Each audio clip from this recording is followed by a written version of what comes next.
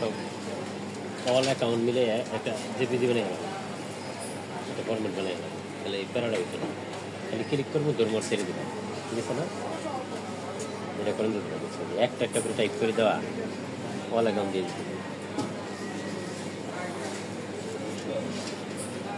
কমে গেল তো।